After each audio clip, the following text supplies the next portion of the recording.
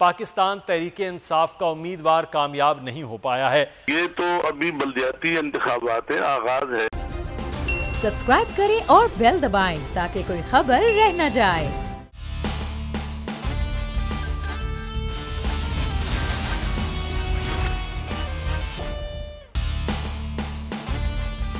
السلام علیکم، the special report with Mudassar Iqbal کے ساتھ حاضر خدمت ہیں۔ ایک صوبے میں 0.5% میں بلدیاتی انتخابات ہوئے اور اس بلدیاتی انتخابات کی گونج آج تک ہو رہی ہے کیونکہ حکمران جماعت جو صوبے میں پچھلے 8 سال سے حکومت کر رہی ہے وہ الیکشن ہار گئی ہے، یعنی کہ اکثریت حاصل نہیں کر پائی ہے، اور جمعیت علماء اسلام فے جو اپوزیشن میں ہے اور اپوزیشن میں بھی اس کی وہ اکثریت اس طرح سے نہیں، لیکن اس کے باوجود جو ہے بلدیاتی انتخابات کا سب سے بڑا شہر میئرشپ بھی انہوں نے حاصل کر لی ہے۔ اور حیران کن بات یہ ہے کہ کسی بھی میئرشپ پر پاکستان تحریک انصاف کا امیدوار کامیاب نہیں ہو پایا ہے۔ جا کہ وہ تحصیل چیئرمین کے لیے تو پھر بھی انہوں نے کچھ نشستیں حاصل کر لی ہیں کہ 14 ممبر جو ہیں چیئرمین تحصیل کے ان کے منتخب ہوئے ہیں۔ 21 تحصیلوں میں JUIF جو ہے وہ کامیاب قرار پائی ہے۔ اسی طرح سے 10 امیدوار آزاد وہ کامیاب ہوئے ہیں اور عوامی نیشنل پارٹی نے بھی کم بیک کیا ہے اور 7 سیٹیں ان کو بھی مل گئی ہیں۔ لیکن آج کے پروگرام میں ہم جہاں بات کریں گے پاکستان تحریک انصاف کی کارکردگی کے حوالے سے، جس پر ایک وزیر نے تو یہ کہا تھا کہ مہنگائی کا معاملہ ہے، لیکن آج نہ وزیر اعظم نے یہ بات کی نہ باقی وزراء یہ بات کر رہے ہیں۔ وہ کہہ رہے ہیں کہ ٹکٹوں کی غلط تقسیم ہوئی ہے، پارٹی کے اندر گروپ بندی ہوئی ہے۔ اب وزیر اعظم کہہ رہے ہیں خود وہ مانیٹر کریں گے اس سارے عمل کو جو اگلا حصہ ہے، پھر اس کے بعد پنجاب میں بھی بلدیاتی الیکشن ہونے جا رہے ہیں، اس عمل کو بھی۔ ایک تو معاملہ یہ ہے، دوسرا یہ ہے جو بڑا اہم ہے، وہ ہے قومی سیاسی جماعتوں کا رول۔ پاکستان تحریک انصاف ایک بڑی سیاسی جماعت، اس کے حصے میں تو جو نشستیں آئیں سو آئیں۔ پاکستان پیپلز پارٹی اور پاکستان مسلم لیگ نون، دو بڑی قومی سیاست کی بڑی جماعتیں جو حالیہ پچھلے 2 حکومتیں بھی انہی کے پاس رہی ہیں۔ خیبر پختونخوا میں ایک کے پاس 1 نشست آئی اور ایک کے پاس 3 نشستیں آئی ہیں۔ کیا وجہ ہے کہ اب علاقائی سیاسی جماعتوں کی طرح رول ہوگا کہ پاکستان پیپلز پارٹی ورسز تمام سیاسی جماعتیں سندھ میں بلدیاتی الیکشن لڑیں گی، پنجاب میں پاکستان مسلم نون اور باقی سیاسی جماعتیں ان کے مد مقابل ہوں گی، پاکستان تحریک انصاف اور باقی سیاسی جماعتیں KPK میں ہوں گی، اور اس طرح سے تقسیم در تقسیم بلوچستان میں بھی نظر آئے گی۔ تو وہ جو قومی سیاست کے علمبردار 4 صوبوں کی زنجیر پاکستان پیپلز پارٹی کو کہا جاتا تھا، میاں نواز شریف صاحب کو قومی لیڈر مانا جاتا ہے، عمران خان صاحب کو اس وقت وزیر اعظم ہے تو وہ قومی لیڈر کی حیثیت سے وہ جانے جاتے ہیں، تو یہ کیا ہے وجہ؟ اس پر بھی ہم بات کریں گے اور پارٹیوں کے حوالے سے ہمارے ساتھ نذیر لغاری صاحب موجود ہیں، سینئر صحافی، تجزیہکار اور ایڈیٹر ان چیف۔ بولیں لغاری صاحب، بہت شکریہ آپ کے وقت کا۔ ہمیں ندیم قریشی صاحب پاکستان تحریک انصاف کے رہنما، وہ بھی ہمیں جو کریں گے ان سے بھی بات ہوگی۔ رانا ارشد صاحب پاکستان مسلم نون کے رہنما، ان سے پاکستان مسلم نون کے حوالے سے بات ہم کریں گے، اور قاری عثمان صاحب سینئر رہنما ہیں جمعیت علماء اسلام فے کے، ان سے بھی ہوگی۔ نذیر لغاری صاحب، سر کارکردگی کس کی کیا ہے وہ بات کریں گے، لیکن یہ بڑا ایک اہم سوال ہے، وہ یہ ہے کہ یہ قومی سیاسی جماعتیں، ہمیں یاد ہے KPK سے لے کر تو بلوچستان تک پاکستان پیپلز پارٹی کے ووٹ بینک اور پاکستان پیپلز پارٹی کے نمائندے ہر الیکشن میں جیتا کرتے تھے۔ پھر پاکستان مسلم نون نے بھی حکومتیں بنائی ہیں،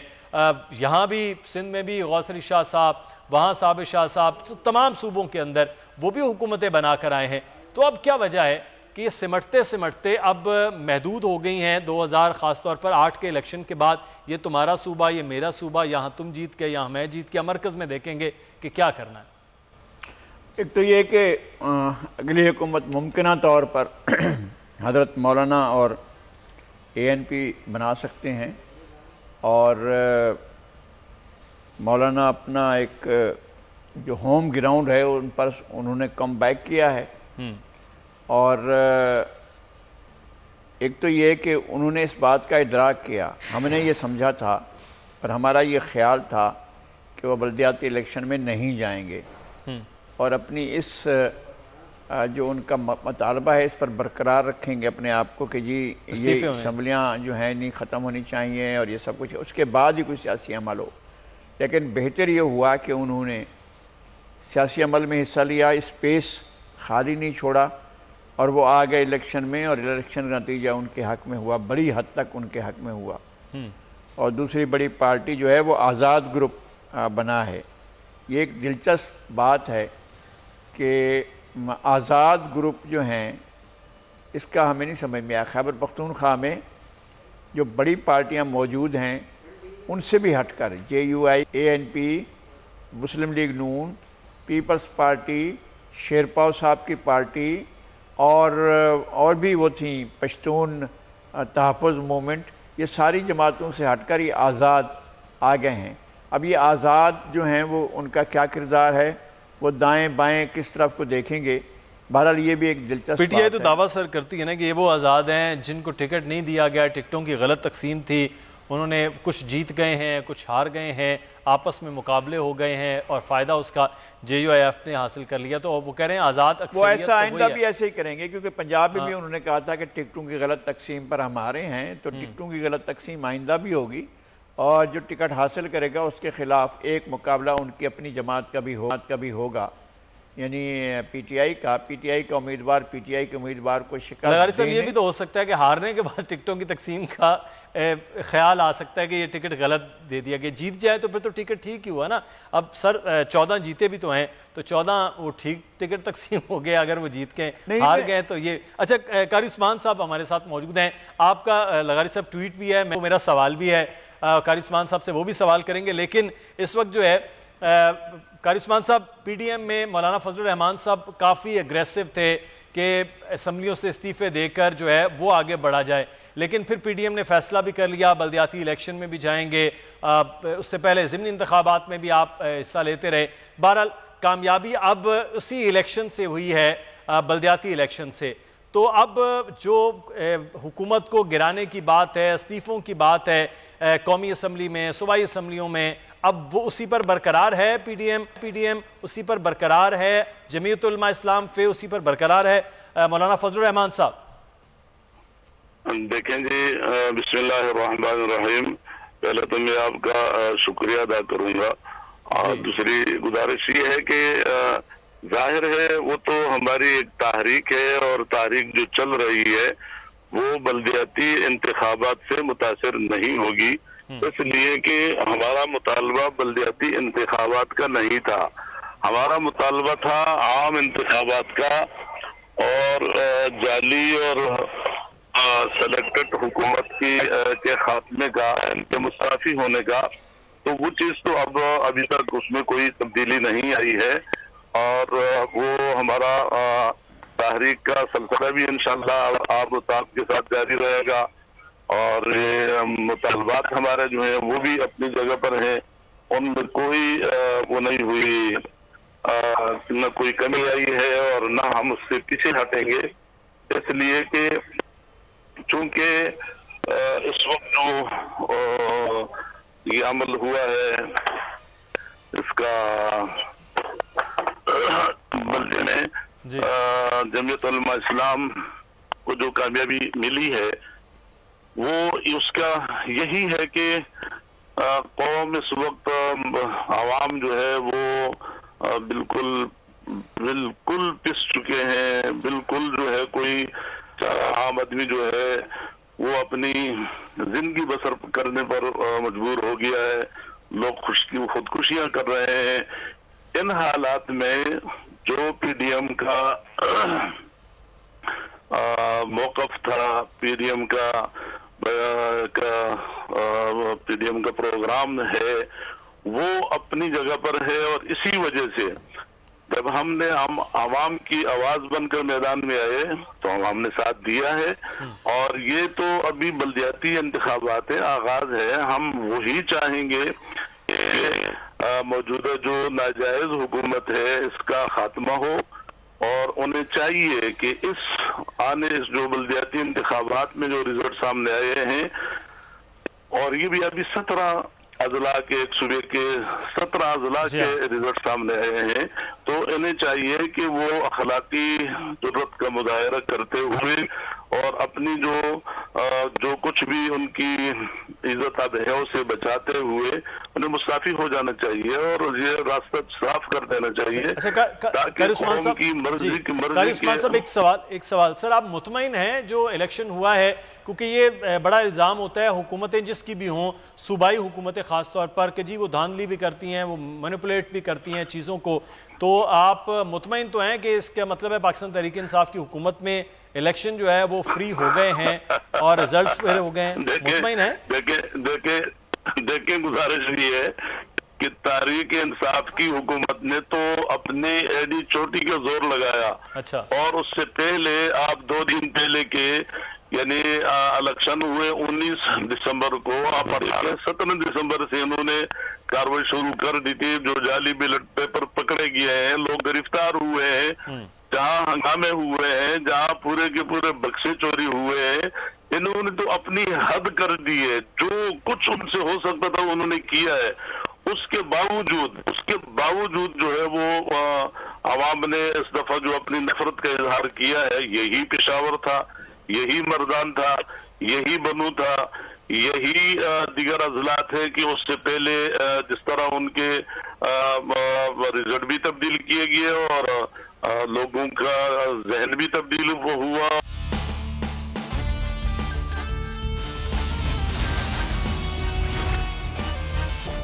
पाकिस्तान तहरीक इंसाफ की हुकूमत तो खैबर पख्तूनख्वा में बल्दियाती इंतखाबात में कामयाब नहीं हो पाई है, जमीयत उलमा इस्लाम फे की बड़ी क्लियरली कामयाबी हो गई है, लेकिन सवाल यह है कि आपकी कौमी जमात है वो कहाँ है? आज जो बयानात शहबाज शरीफ साहब के, मरीम नवाज साहिबा के, हमजा शहबाज साहब के, सब के हैं वो उस PTI के हारने पर वो फातिहाना ट्वीट्स, फातिहाना बयान है, लेकिन मेरे पास जो लिस्ट है उसमें तो सिर्फ आपकी 3 तहसीलों की हैं और वोट भी आपके इंतहाई कम है। तो क्या वजह है कि खैबर पख्तूनख्वा के ये जो अजला हैं इसमें पाकिस्तान मुस्लिम नून एग्जिस्ट नहीं करती है? रहमान रहीम, मुदस्सिर इकबाल साहब, हम PTM में हैं और मौलाना फजलुर रहमान साहब और हमारी अपोजिशन की पार्टियां जो PTM में हैं, हम बिल्कुल बल्दियाती इलेक्शन जो 17 डिस्ट्रिक्ट में हुए हैं हम उनके साथ हैं। हमारे वोट उनके कैंडिडेट्स को हमने अल्हम्दुलिल्लाह कास्ट किए हैं और जो बाकी 18 जिले रहते हैं इंशाल्लाह मुस्लिम लीग नून आपको वहां पर मजीद नजर आएगी। आप देखेंगे हरीपुर, इनके फेडरल मिनिस्टर कहाँ पे हैं और आपने कोलैबोरेशन से इलेक्शन लड़ा है, यानी दोनों ने इकट्ठे मिलकर, आप कहने का मतलब ये है JUIF के प्लेटफॉर्म पर ही नून लीग के लोग थे और ये नून लीग PDM का एक प्लेटफॉर्म था ये इलेक्शन लड़ने का? इकबाल साहब, हमारे वोट जाहिर है, अंडरस्टूड है कि जब PDM के सरबरा फजलुर रहमान साहब हैं और PDM के जलसे जो हैं वो अगर 31 जो नवंबर को था डेरा गाजी खान का और फैसलाबाद का और लाहौर की PDM की जो मीटिंग मियां नवाज साहब उसमें शिरकत करते हैं, शहबाज साहब होते हैं, मरियम बीबी होती हैं, तो अल्हम्दुलिल्लाह जो हम ट्वीट कर रहे हैं वो अपोजिशन की फतह हुई है और हुकूमत की नाकामी का जो चर्चा था वो अमली तौर पर वाज़ेह हो चुका है कि 25 जुलाई 2018 को हमारा वोट चुराया गया था। और बिल्कुल आज जिस जगह पर PTI पहले खड़ी थी वहां पर ही खड़ी है। जैसे कराची में फैसल वावडा साहब वाला जो NA था 249 वहां पर 6 नंबर में आई। और ये अभी खानेवाल का इलेक्शन आप देख ले कि वहां पर PTI का MPA जो था वो अल्लाह को प्यारा हो गया और मुस्लिम लीग नून अल्हम्दुलिल्लाह 14,000 की लीड से अल्हम्दुलिल्लाह जीती है। पहले लाहौर में अल्हम्दुलिल्लाह 133 सामने अल्हम्दुलिल्लाह वो भी हमने 15,000 की लीड से जीता, जबकि 2018 में हमारी लीड 4,000 थी। आज गवर्नमेंट किसी जगह पर भी नजर नहीं आ रही। आप देख लें, एक हफ्ता पहले 5 रुपए बिजली का यूनिट बढ़ाया था और कल फिर 4 रुपए 33 पैसे 40 लाख का डाका फिर अवाम की जेब पर इमरान खान साहब मारने जा रहे हैं। पूरी दुनिया में पेट्रोल सस्ता हो गया और यहाँ पर आज भी 122 रुपए का पेट्रोल है। लोग इनको वोट क्यों दें? یہ لاہور سمیت پنجاب سمیت 45,000 سے ڈینگی کے مریض ہیں۔ ہم اس وقت بات کریں گے پاکستان کی اکانومی کی صورتحال کے حوالے سے۔ ایک جانب ابھی کچھ ہی دیر پہلے فواد چودھری یہ کہہ رہے تھے کہ کس طرح سے آئی پی پیز کی جو ہے وہ پیمنٹس کی جا رہی ہیں جو ہمیں استعمال میں بھی بجلی نہیں آ رہی ہے، اور جو ماضی کے معاہدے ہیں ان کو بھگتا جا رہا ہے، جو ماضی میں قرض لیے گئے ہیں ان قرضوں کو اتارنے کے لیے مزید قرض لیے جا رہے ہیں۔ آج کابینہ کے فیصلوں کے حوالے سے بات ہو رہی ہے، لیکن ساتھ ہی ساتھ اب جو نئی 5 سالہ تجارتی پالیسی ہے جس کے برآمدات کو 57 ارب ڈالرز تک بڑھانے کا ہدف مقرر کیا گیا ہے، یہ ایک بڑا اہم پوائنٹ ہے۔ ایک جانب حکومت یہ بات کر رہی ہے کہ اکانومی کی سچویشن بہتر ہو رہی ہے۔ ایک بڑا اہم فگر ابھی دیا گیا وزیر اطلاعات کی جانب سے کہ اس وقت جو 2 لاکھ کے قریب کمپنیز ہیں SCCP میں رجسٹرڈ ہیں، اور اس سے پہلے 3 سال پہلے صرف 50,000 تھی، اور اب 1.5 لاکھ مزید کمپنیز رجسٹرڈ ہوئی ہیں۔ پاکستان میں کتنی آٹو موبائل انجینئرنگ کے اندر کام ہوا ہے، کتنی زیادہ یہاں پروڈکشن ہو رہی ہے، کتنی زیادہ سیل ہوئی ہے، پاکستان کی امپورٹ ڈیزل اور پیٹرول پہ کتنی بڑی ہے، یہ ساری کنزمپشن ہے، تو آپ سمجھیں کہ یہ پاکستان کی اکانومی کا پہیہ چل رہا ہے۔ ہم بات کریں گے، سلمان شاہ صاحب ہمارے ساتھ موجود ہیں، سابق وزیر خزانہ رہے ہیں، نذیر لغاری صاحب ہمارے ساتھ اسٹوڈیو میں موجود ہیں۔ بہت شکریہ سلمان شاہ صاحب آپ کے وقت کا۔ سر، سادہ لفظوں میں آپ بتا سکیں گے، حکومت کہتی ہے گرو کر رہا ہے اکانومی، ہم چیزوں میں بہتری کی جانب جا رہے ہیں، جو فگرز ابھی وزیر اطلاعات دے رہے ہیں، اس سے پہلے وزیر خزانہ بھی دیتے رہتے ہیں، مختلف وزراء دے رہے ہوتے ہیں، ایک جانب یہ بات ہو رہی ہوتی ہے کہ ملک جو ہے وہ تیزی کے ساتھ مہنگائی بڑھ رہی ہے، گروتھ ریٹ یہاں پر وہ کم ہو رہی ہے، پر کیپٹا انکم جو ہے وہ کم ہو رہی ہے، اور ہماری سچویشن جو ہے وہ اس وقت مہنگے ترین ملکوں میں آ رہی ہے، تو حقیقت کیا ہے اس ملک میں سر؟ دیکھیں، یہ تو پاکستان میں آپ کو پتہ ہے کہ ملٹیپل کرائسس ہیں جہاں تک اکانومی کا تعلق ہے۔ ایک سب سے بڑا جو ایشو ہے وہ ہے بیرون ملک کے قرضوں کا پہاڑ۔ وہ اتنا بڑا ایشو ہے کہ اس کی ری پیمنٹس جو ہیں وہی کوئی 12-13 ارب ڈالر ہر سال آپ کو واپس کرنی ہوتی ہیں، اور اس کے اوپر اس کا جو سود ہے وہ بھی 3-4 ارب ڈالر جو ہے وہ بھی آپ کو بورو کر کے دینا پڑتا ہے، کیونکہ آپ کی کرنٹ اکاؤنٹ جو ہے وہ ابھی تک ڈیفیسٹ میں چل رہا ہے، کرنٹ اکاؤنٹ سرپلس نہیں ہے۔ سو ایک تو یہ ہے کہ بیرون ملک قرضوں کا جو بوجھ ہے اس کو آپ مکمل طور پہ ختم تو نہیں کر سکتے، لیکن آپ اس کو کم کر سکتے ہیں اگر آپ کی اکانومی گرو کرنی شروع ہو۔ اب گروتھ کا جو مسئلہ ہے وہ اس میں جو چیز آڑے آ رہی ہے اس وقت وہ ہے ہمارا انرجی سیکٹر۔ انرجی سیکٹر ایک ایسا سیکٹر ہے جو کہ ہماری جو بیرون ملک سے ہم امپورٹس کرتے ہیں اس کا تقریباً 25% جو ہے وہ ہم انرجی امپورٹ کر رہے ہیں، کیونکہ ہم نے پچھلے 30-40 سال میں اپنی اکانومی کو بالکل امپورٹڈ انرجی کے اوپر ڈیووٹ کر دیا۔ جو ہمارے ڈومیسٹک تھے بجلی بنانے کے لیے یا انرجی کے لیے چیزیں، ایکسپلوریشن بھی نہیں کی، وہ ڈسکوریز نہیں ہوئیں جو ہمیں کرنی چاہیے تھیں، جس پہ انویسٹ کرنے کی ضرورت تھی۔ پھر ہم نے کوئی ڈیم نہیں بنائے 40 سال میں، جو لاسٹ ڈیم تھا تربیلا ڈیم تھا، اس کے بعد ہم نے اس میں کوئی بڑے ڈیم کی نہیں بیچ میں لے کے آئے، اس کی وجہ سے بجلی بھی مہنگی ہوئی اور امپورٹڈ ہو گئی۔ اس کے ساتھ ساتھ ہم نے شمسی توانائی پہ بھی زور نہیں دیا۔ آپ کو پتہ ہے کہ پوری دنیا اس وقت شمسی توانائی پہ جا رہی ہے، اور یہ ٹرینڈ تقریباً 7-8 سال سے یہ چل رہا ہے، اور آپ کو حیرانی ہوگی کہ جہاں پہ ہماری یہ جو ابھی آپ نے فواد چودھری صاحب کی بات کی کہ ہم نے جو کیپیسٹی پیمنٹس کی ہیں جو کہ بجلی استعمال بھی نہیں ہوئی، اس کی بھی قیمت جو آپ نے پے کی ہے وہ شمسی توانائی کی ٹوٹل قیمت سے زیادہ ہے۔ جی ہاں، تو شمسی توانائی جو ہے اس وقت تقریباً 3 روپے کی یونٹ دنیا لے رہی ہے، اور ہمارا جو کنزیومر ہے اس کو ہم تقریباً 25 روپے پہ بجلی دے رہے ہیں۔ آپ سوچ سکتے ہیں کہ کتنی تباہی ہم نے اپنے انرجی سیکٹر کی ہے، اور یہ ایک ڈیزاسٹر ہے جو مینجمنٹ ہماری جو تھی انرجی سیکٹر کی، پرٹیکولرلی آئی پی صاحب ابھی مزید جو ہے وہ 4 روپے اضافہ کرنے کی بھی بات ہو رہی ہے۔ ہاں جی، یہ تو ایک قسم کا مسئلہ اس کا یہ ہے کہ یہ جو کانٹریکٹس ہیں یہ 25 سال 30 سال کے کانٹریکٹس کر کے گئے ہیں، اور کسی نے نہیں کبھی سوچا تھا جب یہ کانٹریکٹس ہو رہے تھے کہ اس کی پیمنٹس کون کرے گا اور کیسے کرے گا اور کس کے اوپر اس کا سارا بوجھ آئے گا۔ اس کا عام آدمی پہ بوجھ آتا ہے، دوسری طرف آپ کا اس پہ ایکسپورٹرز پہ بوجھ آتا ہے، کیونکہ اگر ہماری بجلی بنگلہ دیش کی بجلی سے دگنی قیمت پہ ہوگی تو ظاہر کہ ہمارا ایکسپورٹر جو ہے وہ اس بجلی کو استعمال کر کے